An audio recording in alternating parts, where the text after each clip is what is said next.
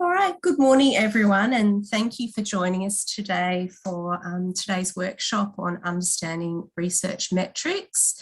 Our colleagues Sylvia Pills and Tracy White will be leading today's session, so thank you very much to them for organising today's session. And I also wanted to say a special welcome also to our colleagues from the Faculty of Law.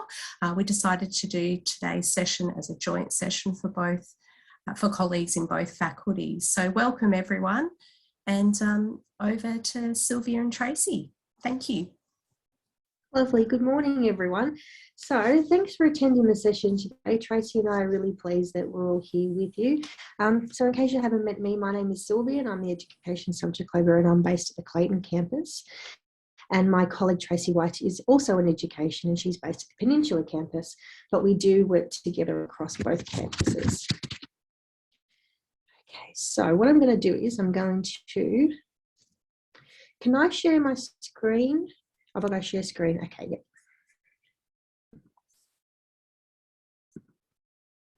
Can everybody see? I'm just going to present my slides. Can everybody see the presentation slides? Yes, perfect. I like it when technology works. Alrighty. Okay, so yes, the session is being recorded, which is fantastic. So you can always jump back in at a later date and have a look through and recreate yourself, and feel free to ask questions as we go through the session. You can either put them in the chat or you can unmute yourself and just let us know that you've got a question. We'd like to make it as interactive as we possibly can, and we're here to help you. And what we'll do is we've also got a Jamboard. So I'm going to bring up the next slide, and I think we're going to put the link in the chat.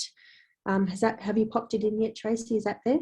Yep. So everybody wants to jump into the chat, they can see the link to the Jamboard and you can click on that, and that's a platform that you can ask your questions, or alternatively you can put them in the chat. So when I'm speaking, Tracy's going to man the chat, and then when Tracy's speaking, I'm going to man the chat and the Jamboard. If there's anything that we need to go back and find out for you, then we will, and then we can always add them to maybe a FAQ page that will circulate, or add the slides at the end of the presentation, but we will get back to you. Okay. Was everybody able to get into the Jamboard? Okay. Give us a little thumbs up or a nod.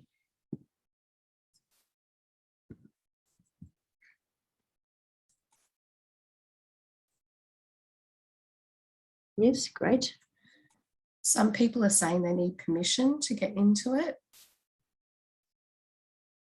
Okay. If that's the case, if you're having trouble getting into it, maybe Tracy can have a look and see if she can open up the access while we're chatting. Alternatively, you can pop your questions in the chat and we will see them. Okay. Is everyone happy with that? Give Tracy a couple of minutes and then she'll let us know if she can get that permission sorted. Otherwise, just pop the questions in the chat. Thank you. All right. So I'd like to begin also by acknowledging acknowledgement to country. I'd like to begin by acknowledging the traditional owners of the land in which we meet today. I know we're virtually, but we possibly are on campus, we're in the library, we're at home, we could be somewhere else in Australia, and overseas. We have some overseas guests as well, so thank you for attending today. I'd also like to pay my respects to elders both past, present and future. Okay, so after completing the workshop today, we're going to be doing this in three sections. First one is around understanding your research metrics. So what kinds of metrics are available to you? You may have heard of databases such as Scopus or Web of Science before. We're going to be going through a number of the metrics, talk about what they mean and how to access them for your grant applications. And how to use the metrics in your grant applications, which kinds of metrics are most useful to you. Also, depending on your application for your grant, it will depend on what kind of metrics you need to use. So if there's something that has come up in the past that we're not covering today, we can add that in for you and have a look. There will be some time at the end for questions, and as we go through, we can also do some extra demonstrations for anything that pops up. After the first two parts, we will have a little bit of a break, maybe 5 or 10 minutes, depending on where we are in terms of timing. So we are here for 2 hours. If you need to go get a drink or duck out for a second, we'll have some time to do that, or even throughout the session, you can do that. And at the end, I'm going to be talking about a publishing plan. Okay, so things to think about in terms of where you should publish, looking at journal metrics. So going into the databases, doing some demonstrations on some journals, and to find out the metrics to help you determine what kinds of publications you would like to publish in. And that goes around assessing journals for quality and talking a little bit about things to look out for in terms of predatory journals as well. Okay, so part one, I'm just going to introduce part one before Tracy takes over. So we're going to give you a bit of an introduction around research metrics and why you need them in your grant applications.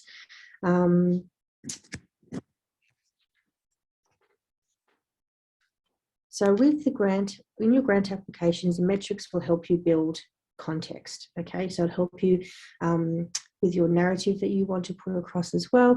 It's about how you want to highlight your achievements and also make the contribution in your grant applications to help in your narrative. It's a good opportunity to make sure that all your research profiles are up to date as well.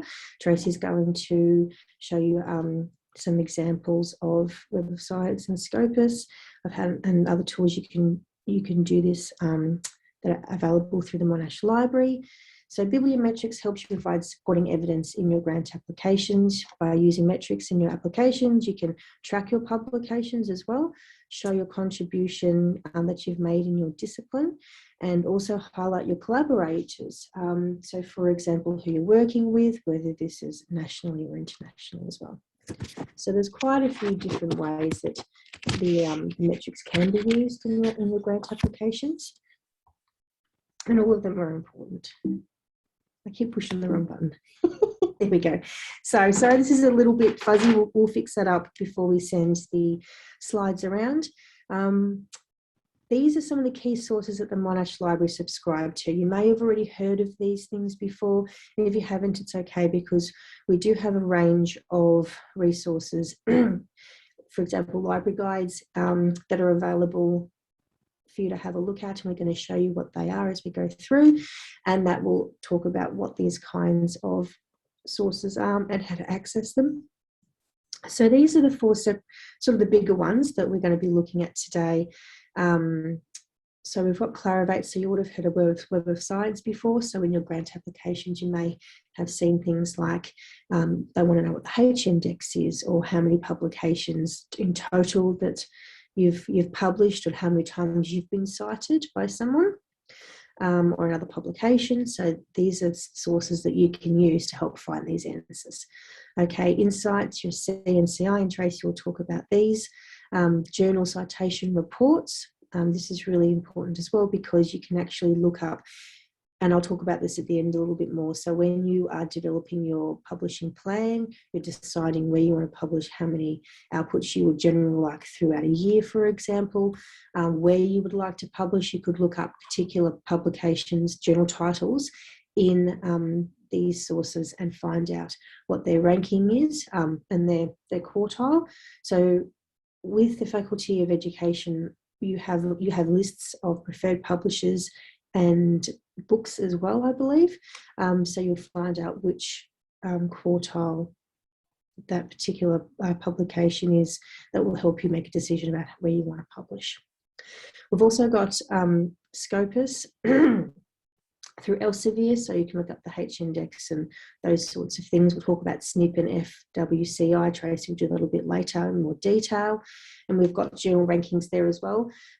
It's always good to be mindful that when you're going into Web of Science or Scopus or Google Scholar, for example, they only pull out the data that they have access to. So you need to make sure that your profiles are up to date and everything's linked. And Tracy's going to show you how to do a little bit of that later.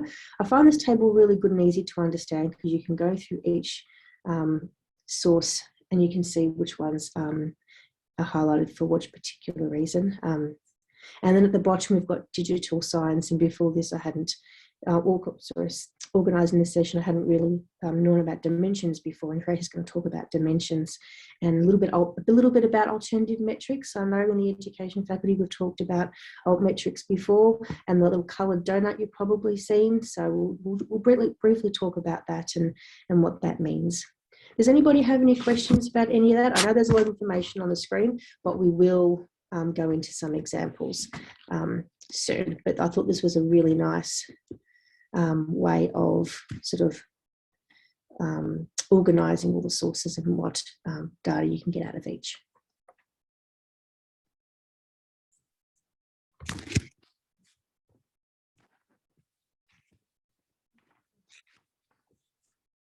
Tracy, I might hand over to you. I'll stop my share and then you can jump in. How does that sound? Yep. Okay. Sounds good. I'm just going to mute myself. Okay. Thanks, Sylvia. Good morning, everyone. Hopefully the editing is working now on the Jamboard. I apologise for that. I thought it was sorted, but hopefully it should be working now. So I'll just share my screen and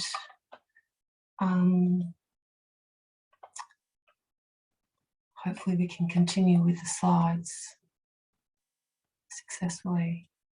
So I'll just see if I can get the slides going again and click on present. Sorry for the bit of a delay, just working out where all the buttons are. All right, so the previous slide Sylvia showed was a nice summary of the various platforms and metrics, some of which you may want to include in your grant applications and are already familiar with and have already looked at in terms of your outputs, and you may have applied for promotion, all of those kinds of things, in which case you're already familiar with some of these. Some of these you may not be familiar with, so this is going to be an introduction possibly for some of those, and also a refresher for some of the metrics that you're already familiar with. So there'll be a bit of I guess back and forth between the particular resources that we have, and also some of the slides that we're going to discuss in more detail. I also aim to do a bit of a demonstration of some of the tools as well, so hopefully you find that useful. So just wanted to point out the main kind of library guide. Sylvia mentioned, the library obviously has a lot of resources as well as databases to assist you. And one of the resources and the key kind of resource that we're going to look at is the Research Metrics and Publishing Library Guide. You can see that there's a lot of information on this slide that talks about author profiles, the key metric tools, metrics, article level metrics, and journal quality metrics. So Sylvia is going to talk about journal quality metrics in more detail later, but I just wanted to point this out, and I'll refer to this later in terms of some of the sections within this. And of course, you're all familiar with my research, you're all familiar with PURE, so this is the university's way to record your particular outputs and you can see that your publications are added to this. You can do this yourself, or colleagues can assist with that. The ROCS team, the Research Outputs Collection Service, can assist with that, and I know Trudy and Sharon also promote and share information about this, and obviously there's information on the My Research site as well. So you can see the particular traditional outputs are mentioned, and as well as the alternative metrics for these particular outputs. So just wanted to point out it's kind of the starting point, so making sure that your outputs are up to date and recorded in this way. Okay, and then also talking about claiming your publication. So to get the most out of your metrics, usually it's a good idea to check their particular citation databases, and Sylvia talked about bibliometrics or traditional metrics. So those kind of traditional databases we're talking about are Web of Science and Scopus, and of course there might be a delay if your publication's only recently been published, so just be aware of that. All right, so just to show some quick screenshots of some of the databases that we're talking about. So we're talking about Web of Science and Scopus. So this is what Web of Science looks like. You can do various searches on this for articles, for journals, but obviously we're interested in an author, so we can do an author search and a name search. You can also search for ORCIDs, so your particular unique ID for yourself to connect you with your research. And if you have a unique name, I guess it's all right to use the last name, but if you have a common name, or there's a few of you can obviously use the ORCID to make sure that it's connecting you to your research. So that unique number is obviously better to use. And if you put in your details, you can see the next slide appearing with your some of your metrics and particular outputs. So Clarivet has done some work recently in terms of the particular layout. So you can see that it has a new version that it's connecting with some other tools.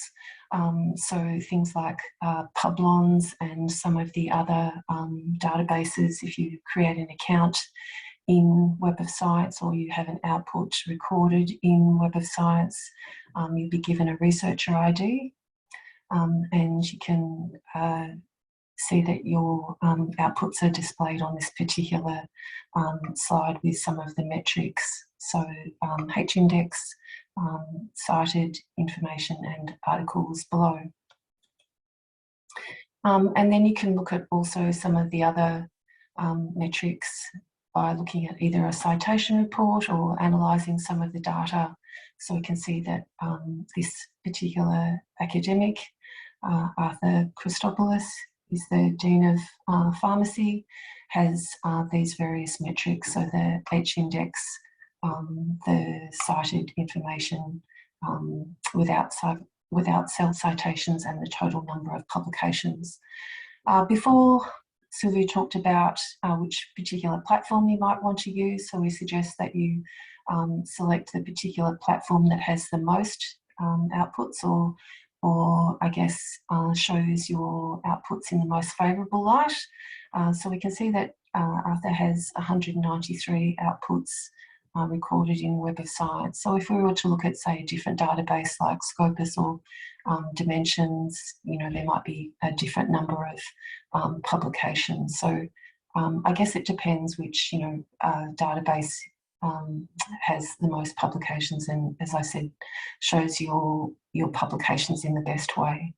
So just be mindful of that when you're looking at this. We find with education academics that most academics have more publications actually in the Scopus database.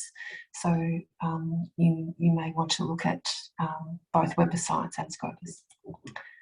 And this is an analysis of the outputs, and it indicates the Web of Science categories, so the subject areas that Arthur has published in. You can see that there are other links here on the left-hand side, so it's possible to select those, and then obviously these coloured boxes will change depending on the different categories you select.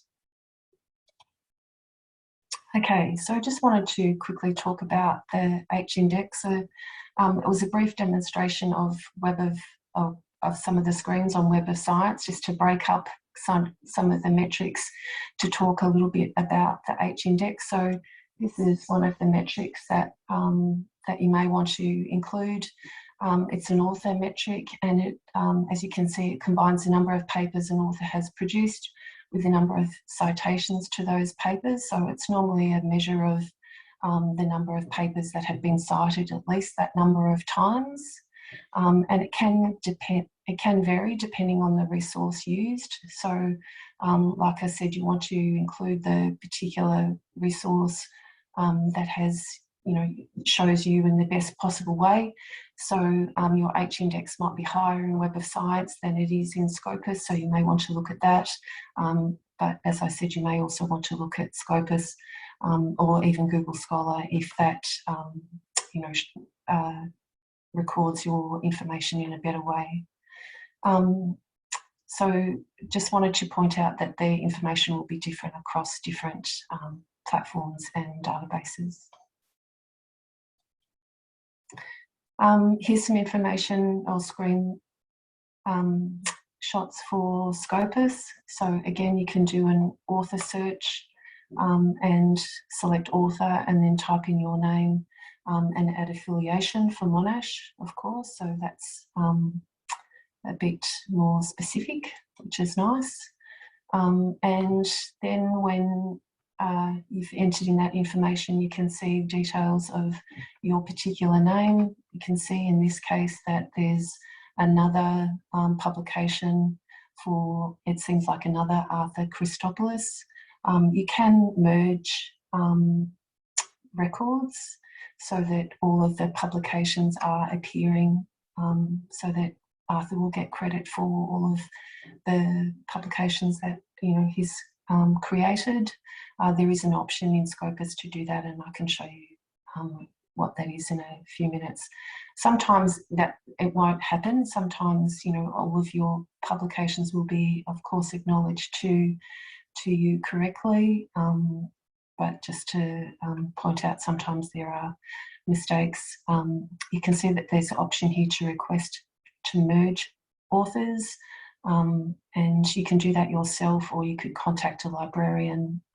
Some of you have contacted Silver and me in the past to assist with that, and we can place tickets or speak with you about that in more detail. So these are some of Arthur's outputs, and we can see some of the citation trends. Also, just to point out, as well as the alternative metrics that Sylvia talked about in terms of the Altmetric Explorer for institutions, with the donut, there are other types of alternative metrics. So Scopus uses the Plum metrics. So you may also want to incorporate those or have a look at those, particularly if it's a recent publication or it doesn't have many citations.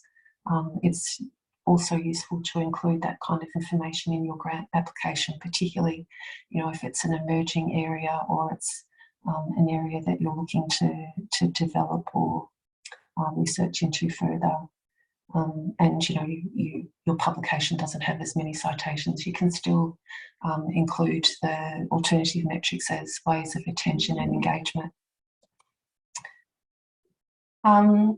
We can also look at Arthur's outputs in terms of analysing that, and there are various metrics and I guess pictorial representations really of that. So there's by source, by type, and by year, and also by subject. So these, again, are the ways of representing your particular outputs, and can be nice to investigate or perhaps identify as a particular metric that you want to highlight. As I said, we also have access to Altmetric, so you can access this from the library databases page as well as another tool to assist you in your grant applications and really highlight some of the emerging trends or metrics that are going to complement your traditional metrics, so that there's that well-rounded impression or narrative that you're trying to explore and also promote. And these are some screenshots of some of the alternative metrics, so you can see the kind of outreach and places that geographical areas that have engaged with this particular alternative metric. And just some information about what the various colours in the donut mean. So I think this is a bit of an older slide because Altmetric has updated some of their sources or mention types. So they, I don't think they include LinkedIn any longer, but obviously, like most things, Altmetric are refining their tools and data changes.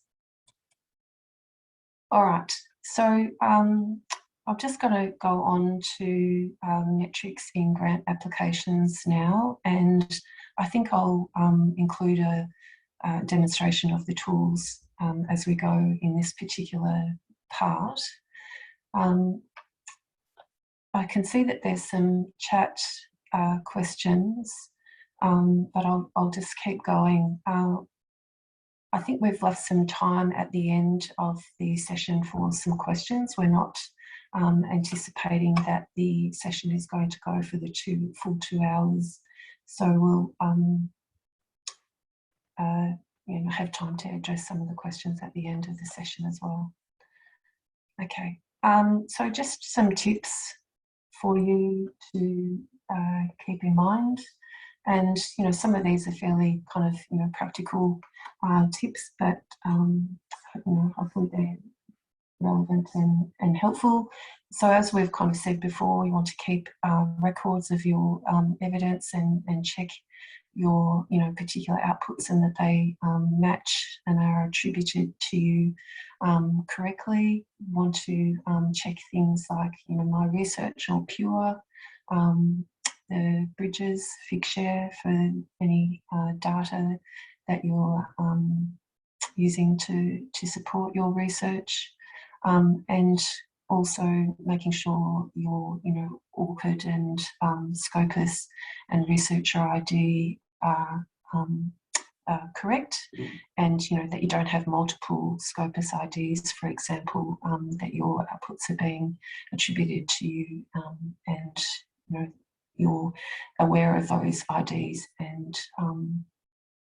keeping track of that. So there's a few kind of reminders about that, I suppose, and also talking with your colleagues, having that those regular conversations, seeking advice, whether that's talking to Trudy and Sharon, the ROCS team, as I said earlier, and your colleagues. Sometimes we understand this can be a competitive process, but often there's teams that are working on a particular grant or particular project. So there's opportunities to work with each other and to gain advice and gather insights. I've just included this particular box as well, just in terms of ways in which you might want to capture your particular metrics that you want to highlight. So obviously things like calculating those regularly and at the time when you want to focus or highlight those particular metrics, so you can capture a screenshot provide a source for your data, so which particular database you retrieved that from, and the particular date. We don't, or I guess we're not giving advice, I guess, about the particular narrative or way in which you could highlight the particular metric or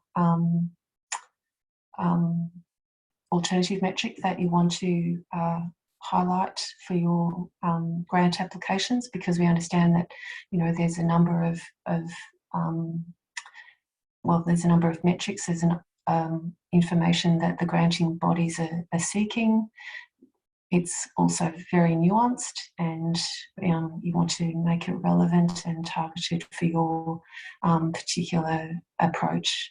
So we've kind of been reluctant, I guess, to focus on the narrative as such, rather to point out some of the things to consider instead. Okay, so as well as those tips, just some more information about some of the metrics that you might want to consider. And as I said, I'll point out some of those on the library guide in a moment. But I guess some of the main ones, you might want to look at a number of publications, citation count, citations per publication, and H-index. If you have some highly cited papers, obviously you want to include those as well. For benchmarking or collaboration, you can look at things like how many publications you've published with colleagues at Monash or within Australia or overseas, and obviously some of the other publications, like showing, I guess, progression from the journal outputs that you've published, whether that's an increase in the SNP or impact factor or SJR. And then also, of course, the attentions if the citation metrics are low or it's a recent publication, you might want to look at levels of engagement in other ways. So as I said before, grants are obviously very nuanced, and the requirements can be different depending on the particular grant that you're applying for. So I just wanted to include an example from one of the sites from ARC. So they talk about performance evidence and the kinds of things to include in that. So some grants, I guess, are more transparent. So, you know, look out for these kinds of advice, and as I said, talk to your colleagues to assist you in gathering this and working out, you know, which are the best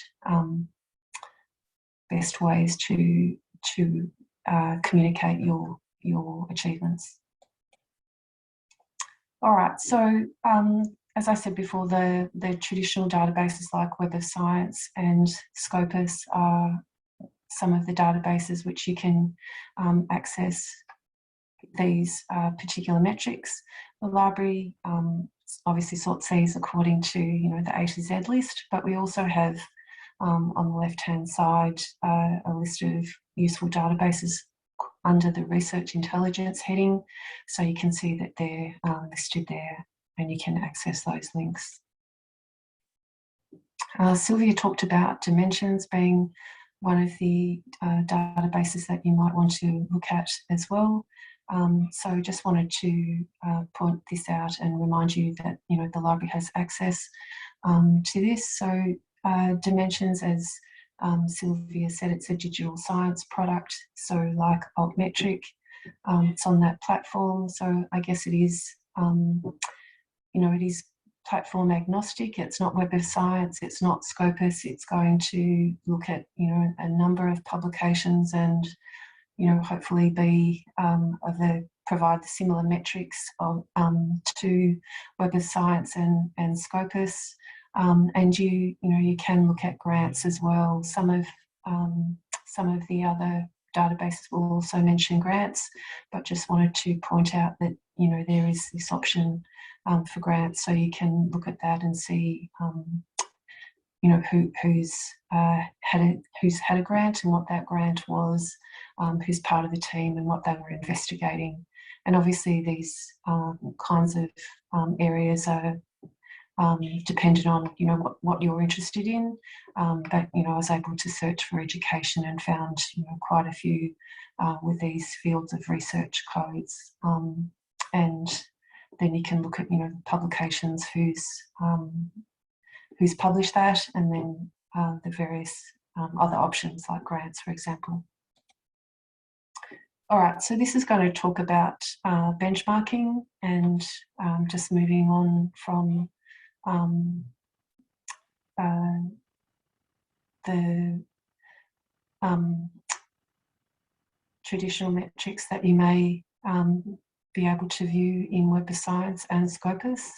You can use these databases to also look at benchmarking and collaboration opportunities to highlight your achievements, and you can see that these can be highlighted in your discipline, throughout your career, for a particular journal, at an institution, or the time the article was published. So there's opportunities for benchmarking in various ways to highlight particular achievements. So as well as Web of Science and Scopus having those citation and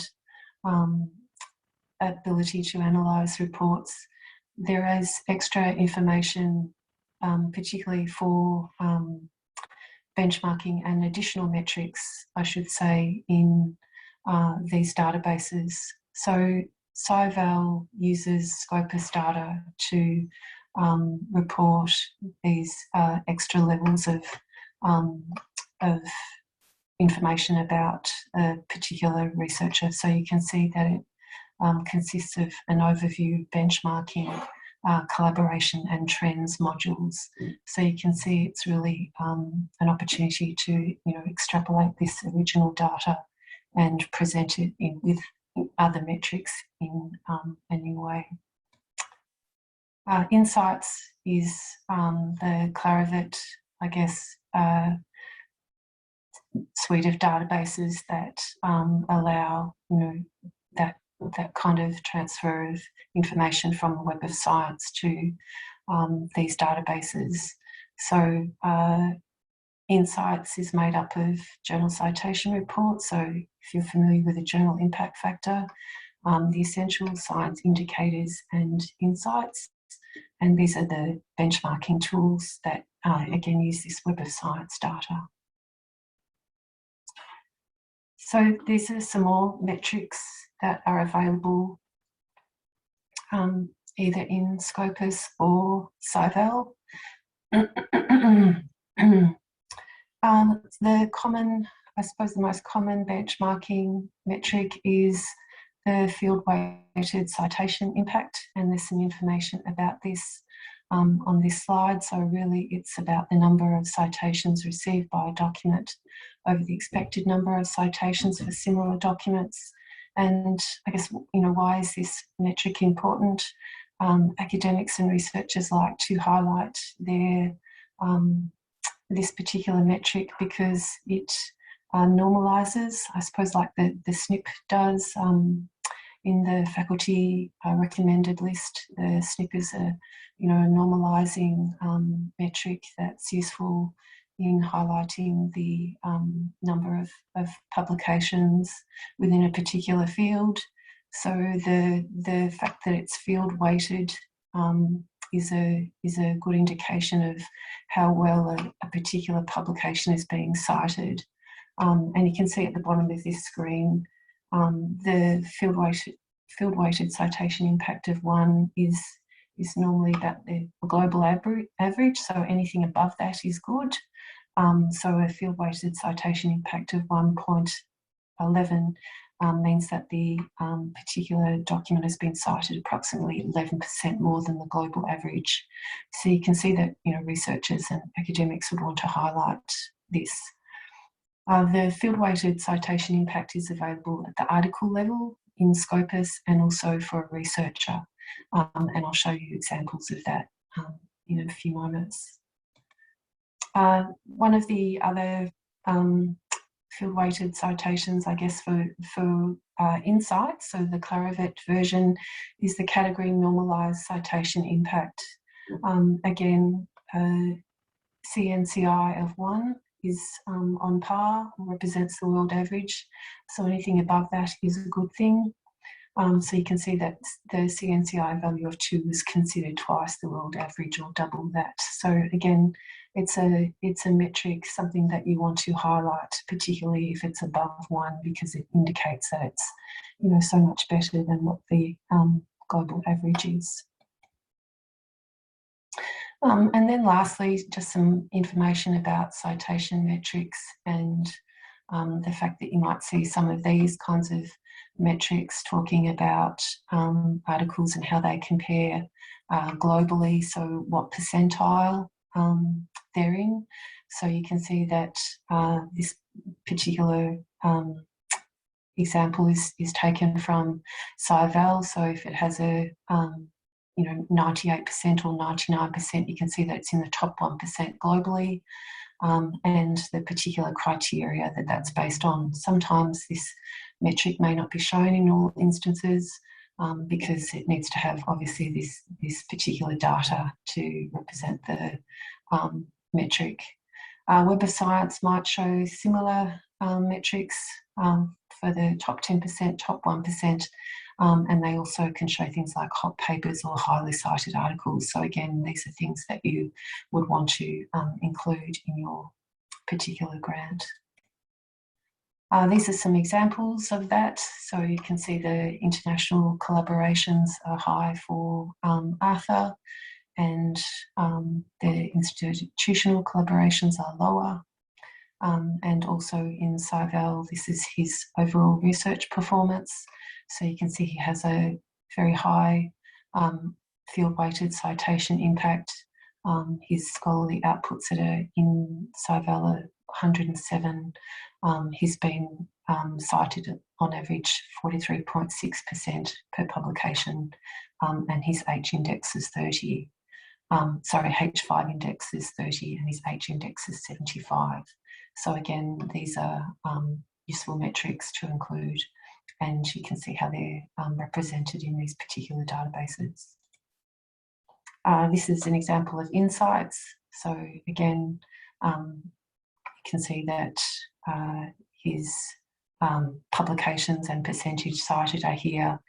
He's also got some highly cited papers, and his category normalised citation impact value is here as well. Okay, I'm just going to go on to the next slide, but I think, yeah, so I think I'm just going to, hopefully you can see this, and show some examples from some screenshots. Does anyone have any questions so far? There's been a couple of questions on the on the Jamboard. One, I wasn't sure the answer to. I'm exploring Publons from Web of Science, and there is an option to include reviews that you have done for journals. What is your take on this? Would you recommend doing so? Okay. All right. Let's see. We'll have a look at Web of Science. So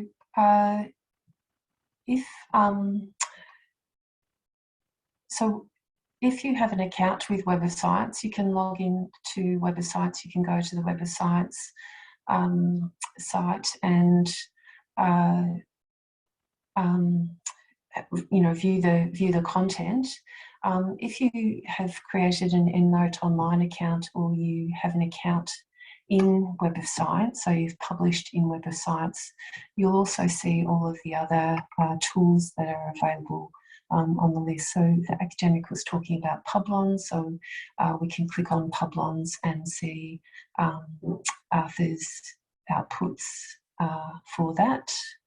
Or you may have to log in. It's been a while since I've used this, so I'll have to log in again. And I'll just have to go back to my screen. I guess the question is about whether to include reviews or not. There is the option to exclude reviews and to exclude self-citations. It's hard to tell how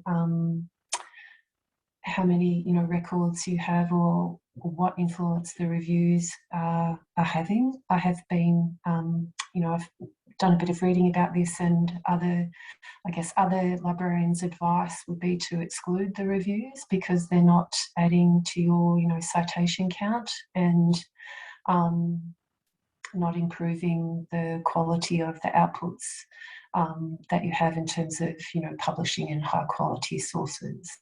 So I think you just might want to have a look at the difference between your metrics and see what influence the reviews are having, and then make a judgment about whether they're useful or not to include. Sorry, I can't be more specific, but I hope that's helpful. Tracy, for the people in education, they're also not sort of ERA eligible outputs, review articles, or articles that would count towards, types of outputs that would count towards quality publications. So yeah. Another reason you might want to think about whether you want to include them or not, but there may be other reasons you want to have them in there. Yeah. Thank you, Trudy. Okay, so we'll just move on with this sort of brief demonstration. So we can see that Arthur has this information. He has a researcher ID, and he has these various publications. We can have a look at his full profile in Publons, and there are metrics that are available in that. We can see his citation information and do a full citation report if we want to. We can also click on this view as a set of results to export and analyse the results. That's where the coloured boxes appear with the different kinds of subject headings, and we can see that he's got some hot papers and highly cited papers. If we wanted to look at this particular, do a comparison of the particular journals, we can click on the journal, and this will show us the impact factor, and then we can go into journal citation reports if we want to have a look at more at that. So just to kind of show you how their databases are kind of interconnected, and once you've signed in, you should be able to access or go to these other databases. Okay, let's see, insights. So here we've got the journal citation reports, and we can look at this particular metric and the particular rankings, so we can see it's a quartile 1 journal. So for Scopus, if we were wanting to look at Scopus, and as I said, this is possibly more of a popular database for education academics. So if we type in Arthur's details, this is the particular page that we can look at. We can see his Scopus ID, and we can see his ORCID, and we can see his popular outputs listed underneath. We can change the date or cited by, so we can see highly cited records if they're going to display.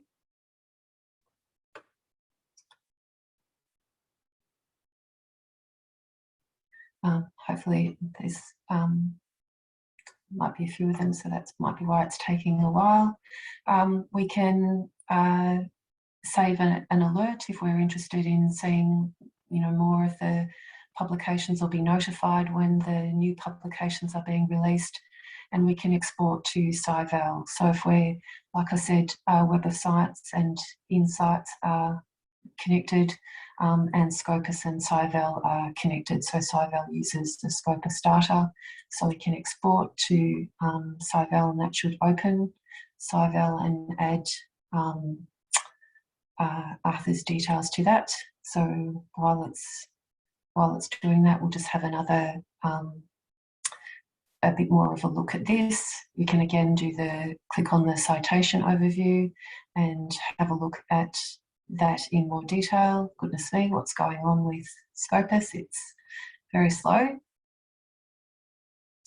And once we've had a look at the citation overview and worked out which particular publications are highly cited and which particular ones we want to look at, we can also do an analyse author output and have a look at the subject areas and topics that Arthur is publishing in. All right, I'm not sure I'm going to be able to see very much else on this slide, so hopefully the SciVal is working a bit better. That's great. So again, there are a number of metrics on this particular slide, and I realise that I've talked for quite a long time about this, so hopefully it's not getting too complicated now, but on this particular slide we can see that his scholarly output is 107, his H index is 75. As I said, his field weighted citation impact is 4.11. Again, if you're wanting more information about these particular metrics, there's you can click on the I for that information, and there's a summary of that particular data that pops up when you click on these I's for more information. There's his citation count, the various subject areas that he's published in, and his particular topics listed below. I talked about the prominence percentile, so the 99%, so we can see that this particular article and this particular topic has qualifies for these top 1% worldwide. So again, this is something that he would want to highlight. Okay, so I'm just going to talk briefly about how you can gather more of this information from the Research Metrics and Publishing Library Guide. And like I said before, you can click on these particular links and information will obviously be populated. So if you were looking at article level metrics for a particular article, you can see that these are the types of relevant metrics that you may want to include. There's information about claiming articles for particular profiles. So if we look at the Scopus author ID, there's a PDF here, and you can click on that and check your profile and, like I said, request to merge authors. So there's information on this particular site about that.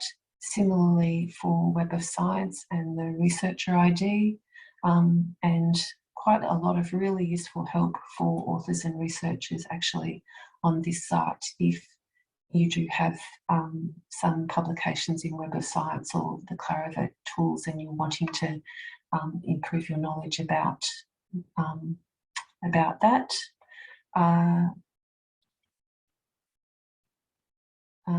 Okay, so then we can go out of the author IDs and profiles and have a look at the key metric tools. You can see that there's information here about the field weighted citation impact as well, if this is something you want to investigate further or have noticed, and of course the journal quality and metrics information here too, as well as the H index. Lastly, just to quickly show you the alternative metrics, so the Altmetrics Explorer for Institutions tool that I mentioned before, and you can access that, and these are some of Arthur's outputs and alternative metrics that he has for some of his publications. Okay, so that's an incredibly quick overview of some of the tools.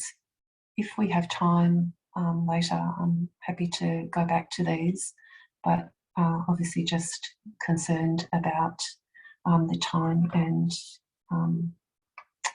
we'll keep going, I think. Thanks, Tracy. I reckon we're good for a 5-minute break. Is everyone happy for a 5-minute break? And then I'll take us just to after 11 o'clock, and then I've got about half an hour of content after that, and then we can open up to some questions, further demonstrations, and there are some questions on the Jamboard as well that we can go through. I've tried to answer them on the post-its, but I'm not very good at updating the post-it. So I think we'll just do them at the end if everyone's happy.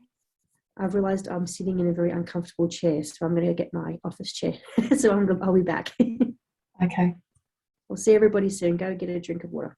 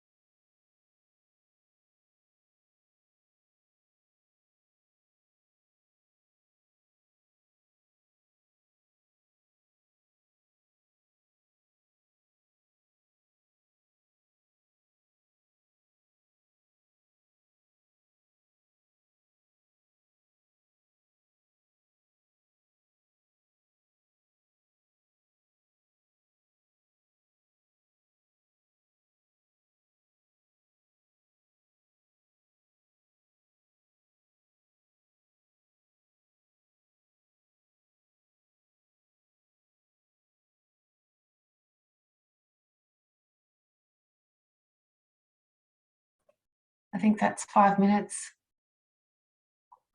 The alarm on that site was going off.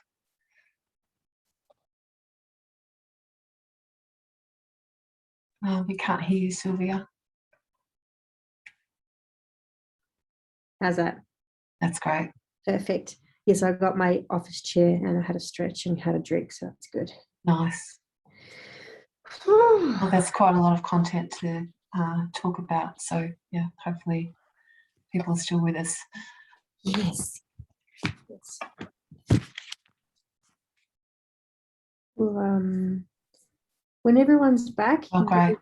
you can turn Thanks, Lisa. or give us a thumbs up. There are some really good questions on the Jamboard, so we can answer them at the end. And Trudy's online as well, and she's been answering some questions, which is great. Thank you, Trudy. Yes, they're great. Happy to.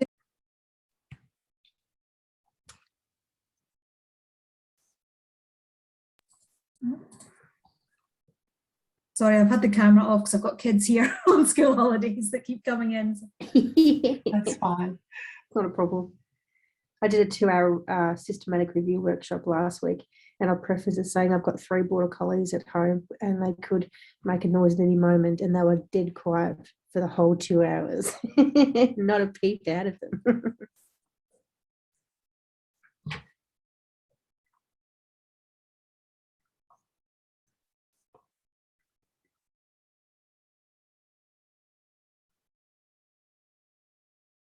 I didn't realise that was a countdown timer, Tracy. I thought it was just a pick. I'll have to use that one. Oh, you're on mute.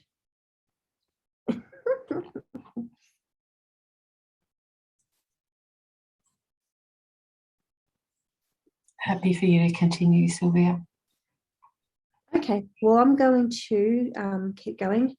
Hopefully everyone will come back in the next moment or so. And if you missed anything that we've said today or would like to revisit it, because I know there is a lot of content, the session's been recorded, so you'll be able to do that, which is handy. Thanks, Tracy. That was really informative, and I know there's a lot of information. So what I'm going to do now is talk about things to consider and metrics to use when you're developing a publishing plan. So now that Tracy's given you the overview of the different types of research metrics and how to use them in your grant applications, I'm going to be just showing some, maybe going over a little bit over what Tracy has said and shown already, because I realised that some of those pages you could actually look up particular metrics. So I've learned as well, there's always more than one way of finding what you're looking for. So I'll go through and just offer some suggestions and talk about the questions that may be on mind in terms of where to publish and predatory publishing and things like that, and just things to consider and go through that will help you make decisions about where you would like to publish. Okay. There it is. Okay, so we're going back into the research metric publishing library guide. The library has a lot of resources, whether they're databases or library guides or even handouts that are attached to library guides. And there is a slide in a couple of slides time where I've actually put some links to some of these places, whether they're on the faculty intranet or on the library pages, for you to go and have a look at further those as well. But I am going to go live into the library guide as well. So this morning, Tracy's already talked about going into this particular library guide where we've looked at particular author IDs and profiles, what our key metric tools are, sources to go into to look up your author metrics and article metrics, and also how to find the journal quality and metrics for particular titles of journals or publications that you may like to potentially publish in, and how to look up those metrics. And if you click on the publishing tab on this library guide, then it brings up this page. So it's about deciding where you would like to publish and looking at those journal selector tools. Okay, so what I'm going to do, this is what it looks like. I will actually go into it now and we'll do some live demonstrations, but I just wanted to have a page in the slides and the images linked, and also we'll put the source for all the different screenshots at the bottom of each slide as well. I like to do that to give you a few options on how to find what you're looking for. I'm going to look at the journal impact factor and the quartile ranking. So these are based on the Web of Science data, keeping in mind that when you're looking at Web of Science, it brings up the data where from the resources indexed in these databases. So earlier Tracy showed you the example of Arthur, whose stats were different from Web of Science to Scopus. You could see that there was a big difference between the both of them. So something to keep in mind, and Tracy probably already applications, and you probably heard this from Trudy as well. Always use the metrics that highlight you best. So if Scopus is showing better metrics, then use the metrics out of Scopus. That's what I'm trying to say.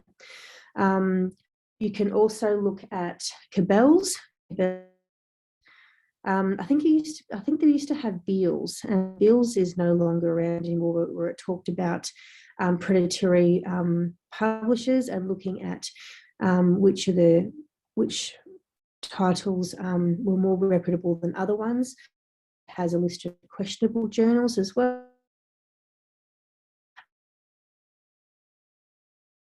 Is a database where you can look up a particular title of a journal, for example, that you may want to publish in. Something that you may want to consider is also open access journals. I know I've spoken to Education before about open access, and Tracy has as well. It's up to something to think about in your publishing strategy, and factors to consider when choosing where to publish is, do you want open access journals or do you want the fee-based journals as well? So database here that you can help decide which journals you would to think about into. And there is another resource here called Tensor Tool to help you researchers identify journals and publishers as well. So we can go through, I'll go through this with you, live demonstrations and answer. Tracy will be on the Jamboard in the chat now.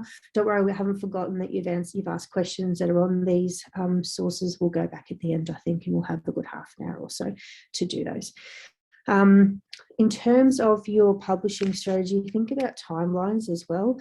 So, for example, when thinking about how many possible outputs you would like in a year, how long something might take to actually publish, taking into consideration the time it takes for peer review and those stages along the way. What I might do now is, let's see if this works. Let's see if I can actually go into here. Can you see this library guide? Yes? Yes. I'm so glad when something works. This is fantastic. Okay, so we'll go into publishing. I'll just move this out of the way.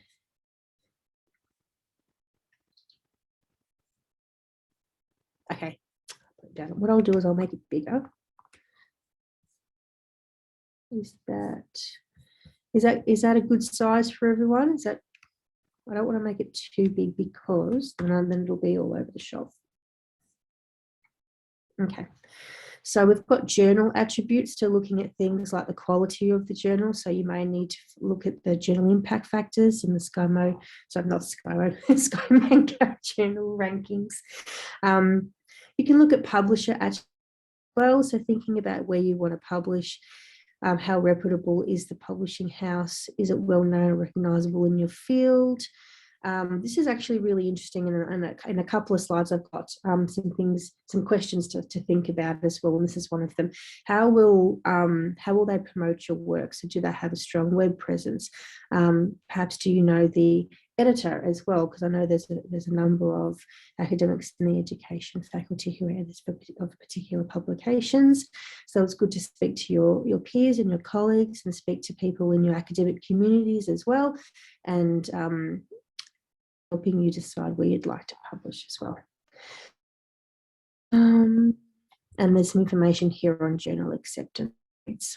Okay, so everything is here. It's really easy to find, and the great thing about our library guides is that you can go into Google and type in metrics and publishing library guide Monash. Okay, and then it pops up. You don't have to go through your My Monash. You can just type it straight into Google. So let's jump into journal impact factor. Let's see if this works.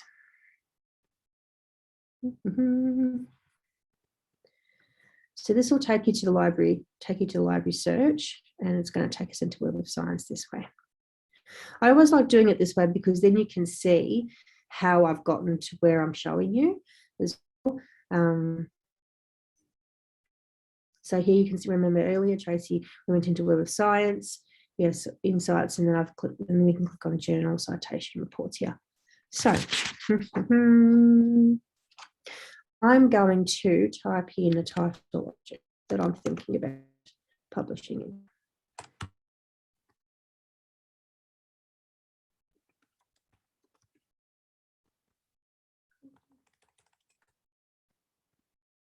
What do you mean? I know it's there. I know it is.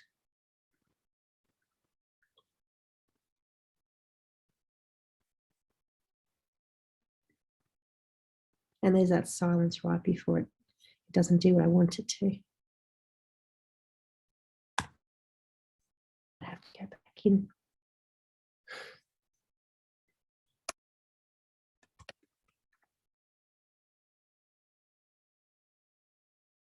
This might be the point in the workshop where the internet stops working. Let's just do it bit by bit. Here we go. And you can see here I've typed in a particular title. On the page, there's some section on research, and I'll put the link in the slides as well, and I'll go through the see there are links to preferred publishers and book publishers as well, I think. And so one to be, you can see here you've got journal impact factor trends. I think Tracy showed you this earlier as well, but you know how the how it's calculated, and then down here you've got rank, and it's a key one. And I think these are the ones that that are preferred, keeping in mind that when, and this is something that you can speak to your colleagues and peers in your academic communities when you think about where you'd like to publish, where do you use the publications that definitely use, you know, what I'm trying to say is that the particular journals might be harder to get into others. That's what I'm trying to say. But always have a look at the journal lists from the supervisors in your communities, and then make it to some decisions. So there's that. If I go back, pardon me, and click on SkyMango Journal ranking, let's put in the same one and see if the information is different across either of them.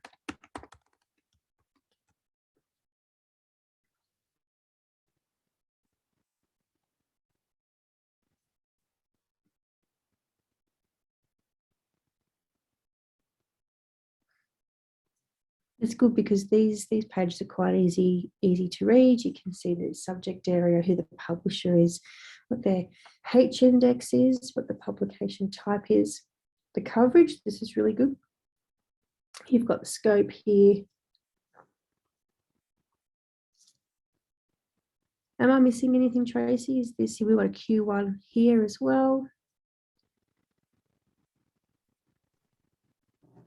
Yes, it's good, the SCIMARCA ranking, and you can click on the site as well as accessing it via the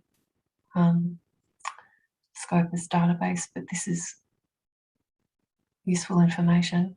Yeah, it's all nicely laid out. It's easy to read. Sometimes it's just a lot of information on the page, but what we're also trying to show you is that there are a lot of places that you can look that we have licenses to and subscribe. So the library has lots of information that's going to help you get your metrics for your grant applications. I'll show them Cabell's.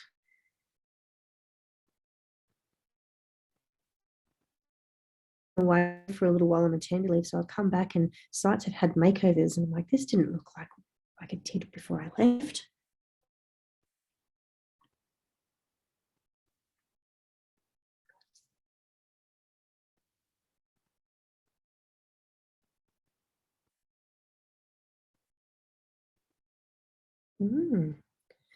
So in this particular site, I might just use, Tracy, so this site will tell, if I search the same journal that I did, will it tell me, because it's a predatory publisher. Let's see what it does anyway. Or for example, if I just type in higher,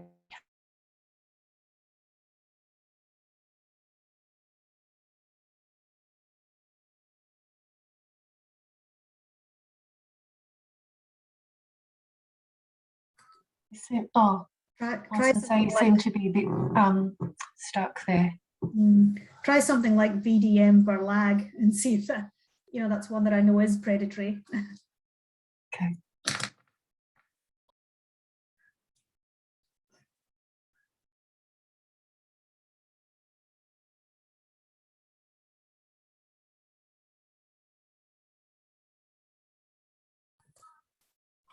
She's dropped out. She has. Yeah, completely dropped out. All right, I might share my screen and try and access that then.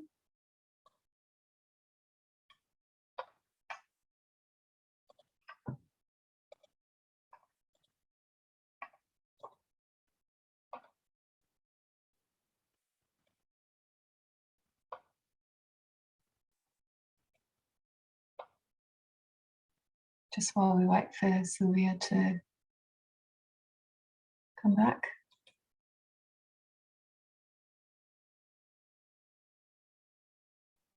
sorry about that, it literally just crashed on me.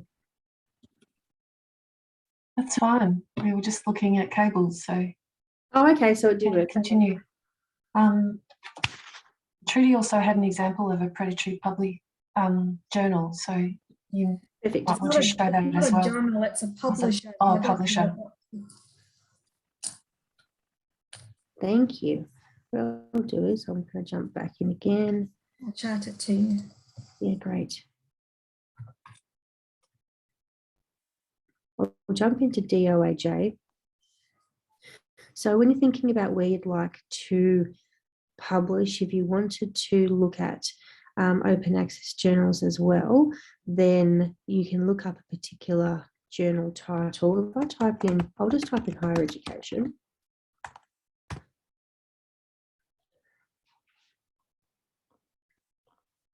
And we've got 153. Let's just have a quick look. And you can do limiting on this side as well, but I'm just gonna open one up and see what it looks like. Here we go. I'll open this up. And it tells you here, and something to think about also is the publication fees and how that is going to determine where you'd like to publish as well, what kind of copyright license it has, author retained unrestricted copyrights and publishing rights, so you can look at their copyright policy as well. I've had questions from academic staff before about they've published something in a particular journal and they wanted to share it, but they were only perhaps only had 50 shares that they could have, or there was an embargo or something like that. So part of your developing your strategy about where you'd like to publish is also thinking about those restrictions and those publishing rights. So this is really good. This is a really good site to have a look at. You can do your search for journals in here, and you can go look at the website as well of the journal.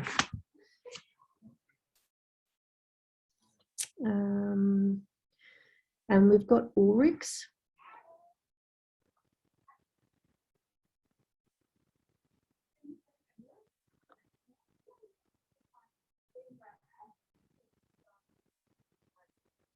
And here, if you wanted to look up a particular publication, oops, I'll just.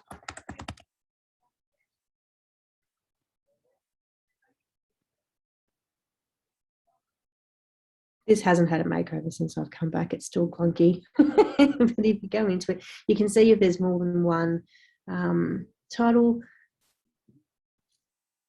And you can see here, there's a bit of a table here. This one isn't E, but this one is. There's no open access.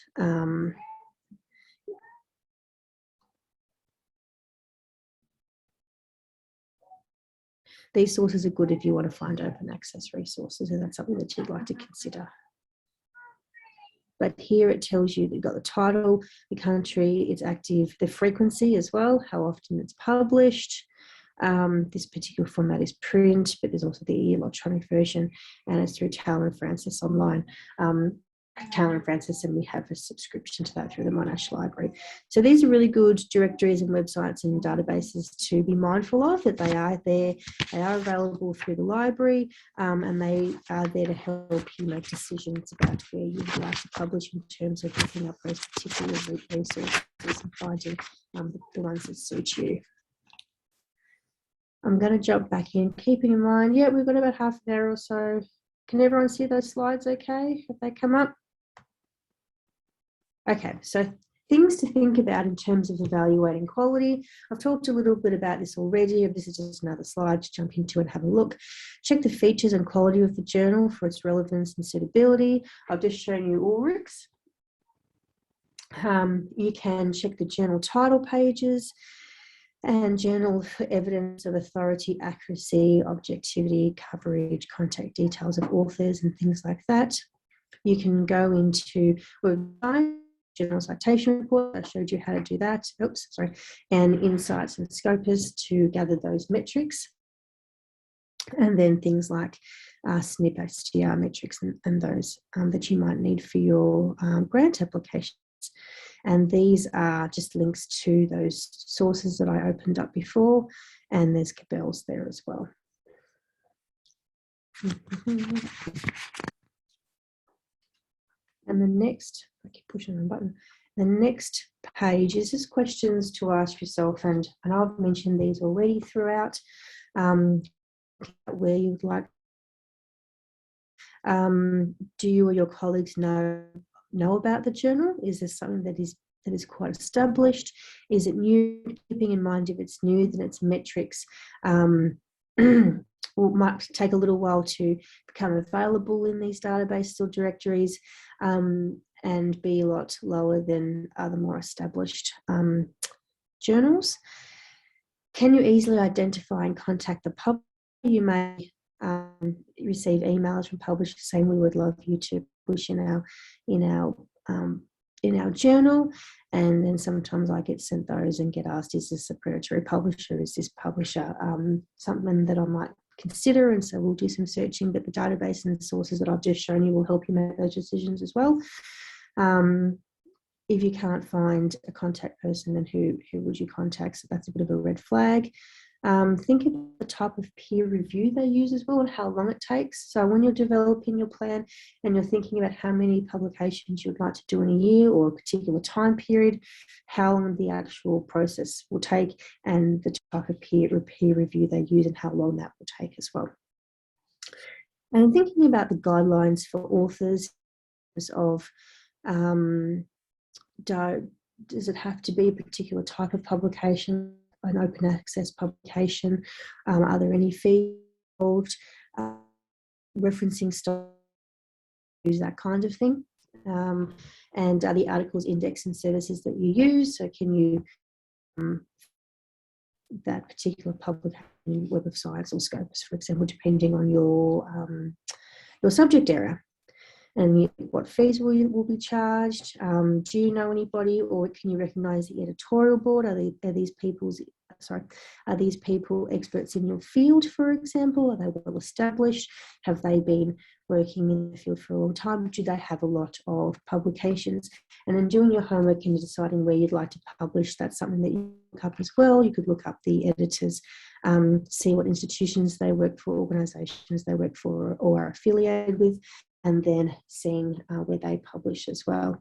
And I think I mentioned before also, how will your publisher promote your work? Do they have a strong web presence? Do they have a lot of resources that they're going to use to help get your work out there that you can use in your grant applications, and also just your exposure in general. And this page here is a few of the links that they should all be working because I checked them yesterday. So through the Faculty of Education intranet page in the research section, there's a lot of information there that will be really helpful to you. How to record your research publications.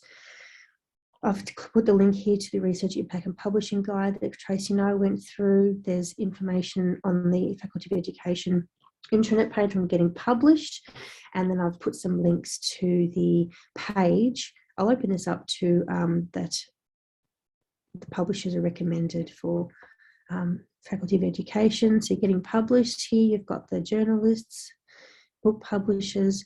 Pardon me. If a journal isn't on the list or a publisher isn't on the list, there's an application here, and Trudy can help you answer these questions on this page if you have any as well. There's a lot of information here. Down here, we've got another link to the Research and Metrics Publishing Library Guide that Tracy and I have shown you today, and also some guides on how to find your Scopus, SNP, and information Web of Science for your journal impact factors. Sylvia, can I just also say, sorry, that we're not so concerned about something being on the list, but we want people to become more familiar with the criteria for being on the list. So the Scopus SNP and the Web of Science quartiles, and that's why the two guides have been created down the bottom. So it doesn't matter if it's not on the list, but you need to be familiar with creating the how to find out if it meets the criteria for quality that the faculty has defined. If you've got something that does meet the criteria and you want it on the list, then just email the team and we can have it added. The form there is for where something doesn't automatically meet the criteria and you want to make a case for it to be considered as quality. So have a look and let me know if you've got any questions. Thanks, Trudy. That's really helpful. I'm going to go back here, jump back in. They were all the slides that that we've had for you today. These are our contact details. This information's on the Monash Library website. We have a general education queries email, so you can send your query to this email address, and then we will all get it, and then someone will get back to you. Currently, moving forward, Tracy and I are still going to be working together in education, but at the moment, and I'll briefly mention this, at the moment, the library's going through a small change, well, not a small change, but the research and learning team are going through a bit of change, but you don't have to worry because Tracy and I are still going to be working together, and we'll still be working in education, but we're also going to be working in other areas as well because they're clustering us, if that makes sense, without going into too much dramatic details. How does that sound, Tracy? Thanks, Sylvia. That's great. Sorry, you're muted now. So we do, if anyone has any more questions or would like us to go in and go through more demonstrations, we've got some questions in the Jamboard that we can answer as well while we're here. Do you want to, have you got the Jamboard open? Do you want to share? Yeah, I'm just going to. Will I stop? I think I just stopped my share actually. Yeah, that's all right. I'll go jump back in. I think some of the questions have been answered already, but. Okay.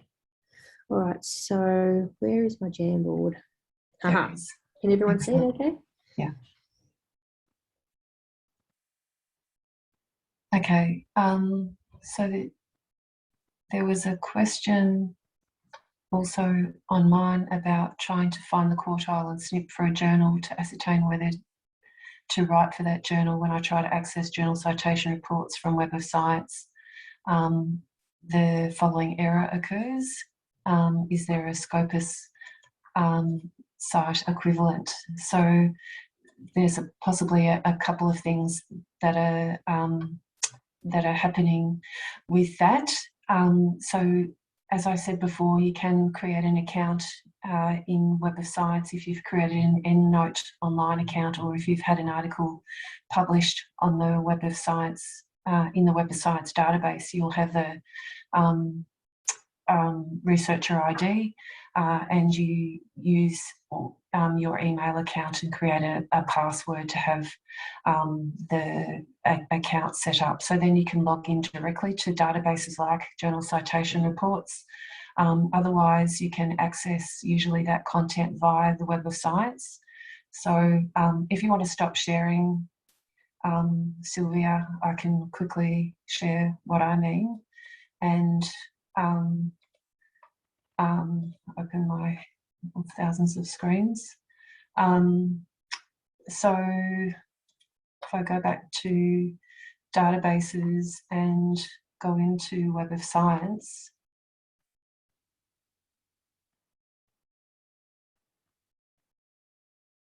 and do a search. So I'll just do Arthur again because he was easy to find before. You can see the various, sorry, let's click on his reference. You can see his various publications. Some of them are hyperlinked. So you can check on that to view the journal information. Some of these won't necessarily be hyperlinked. So while they're still publications on his record, they're not necessarily indexed in Web of Science. So that's where often the gap, I guess, or the disconnect with journal citation reports can happen. If it is indexed, if it is linked, you can click on the journal citation report and it should open that directly from Web of Science. I haven't logged in with my account, so that's why I'm getting this particular error.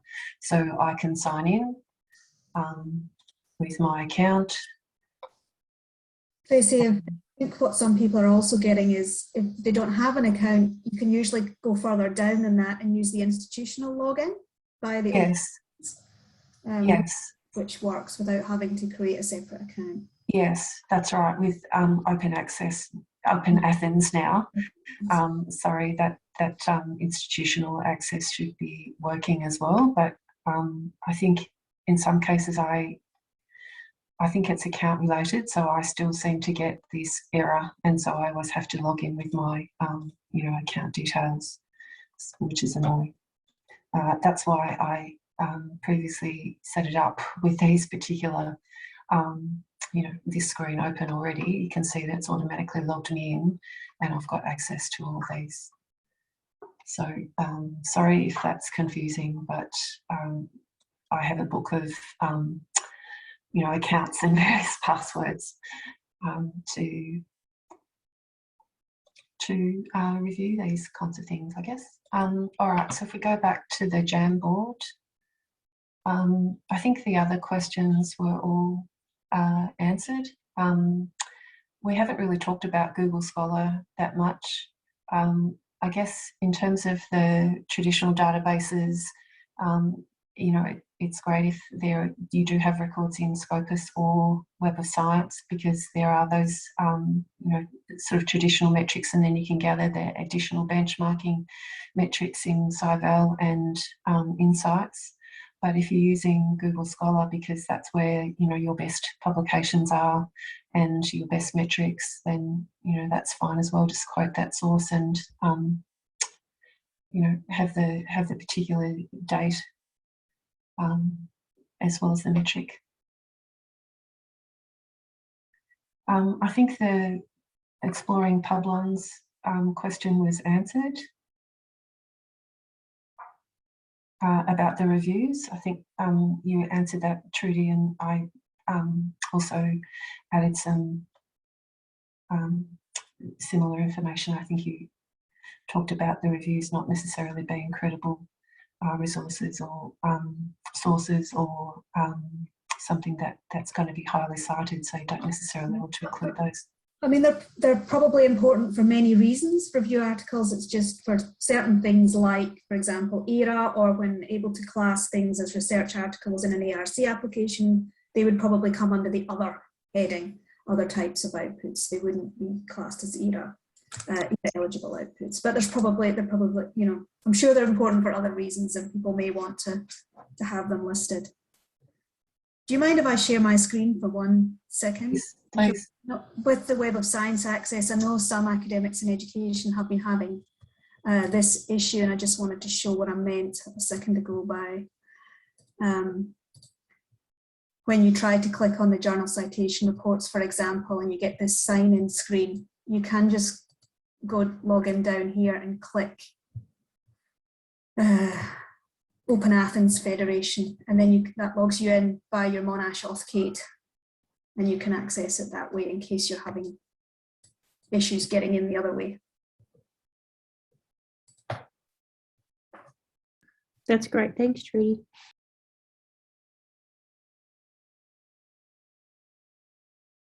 Does anybody have any other questions that you'd like to ask us, or anything that you'd like us to show you? With another 15 minutes or so, we can hang around. I know it's been a lot of information. If you'd like to ask anything else, we're here.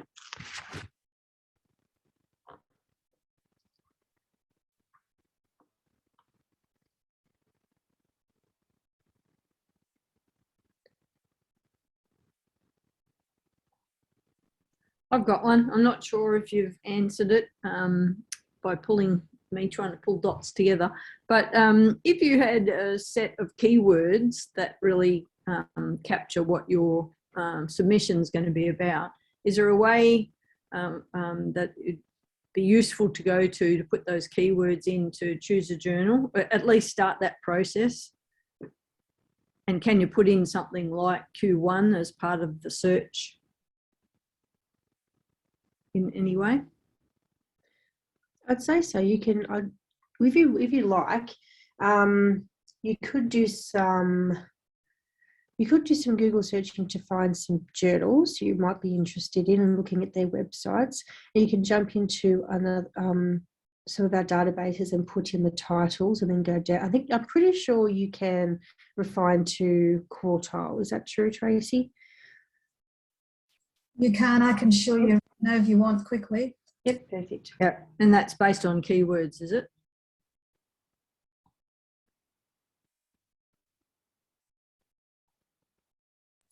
No, it's not on keywords, but you can do it by discipline area. So I'll quickly show you one example. Okay. Yeah, I guess I'm asking when, especially with these new FORs, they've stuffed up where the codes don't reflect, none of the codes reflect a significant area, like health and physical education, for instance. The physical education isn't true to what the discipline area is, and the health education is based in health sciences, so it's a totally different paradigm area out of education. We'll have a real quick look and see what's possible. I've just never tried to do it that way, but it's maybe possible.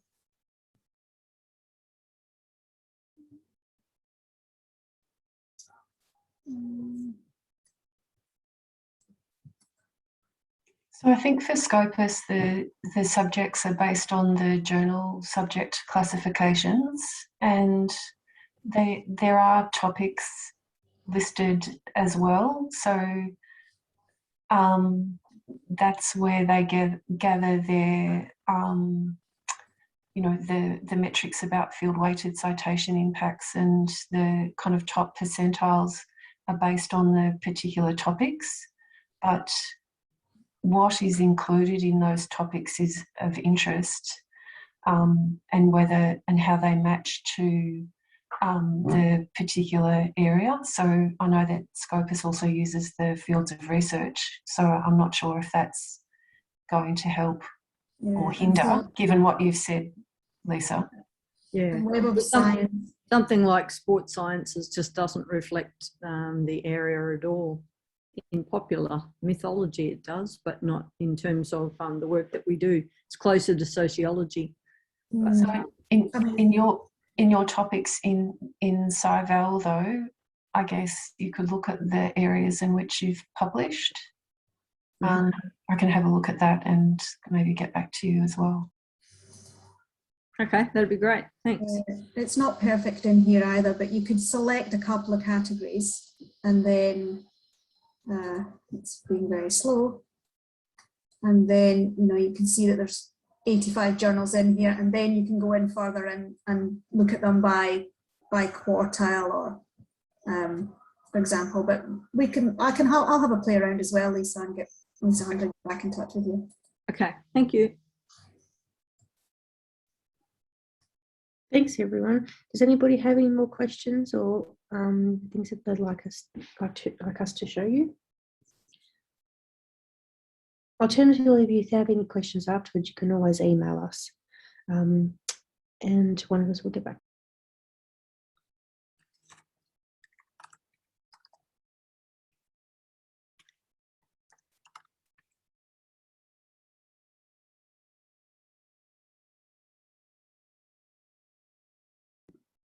I think everyone's quiet, Sylvia. Yes, I think it might be. Maybe it's the end of the workshop.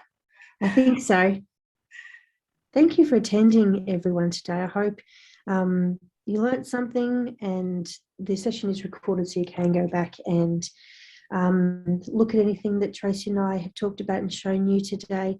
I hope it's been useful. It's been useful for us to put this session together, and we've really enjoyed it, and we're here to help, as also with people in the faculty like Sharon and Trudy. So good luck with your publishing and your research metric searches. And if you need to contact us, you know where we are. And thanks for having us, Sharon. Thanks for reaching out and asking us to put this together. Thank you, Sylvia and Tracy. It was such a comprehensive session, so much to take in, and I think it'll be great to share the recording and the slides afterwards as a resource that people can refer back to. And I'm sure you won't mind people getting in touch with you if they've got specific questions as well. So thank you so much for your time. That was great. No problem. It's nice to see you all, and have a good rest of the week. Happy Wednesday. Goodbye. Thank you, ladies. Thanks, everyone. Thanks, everyone. Bye. Bye.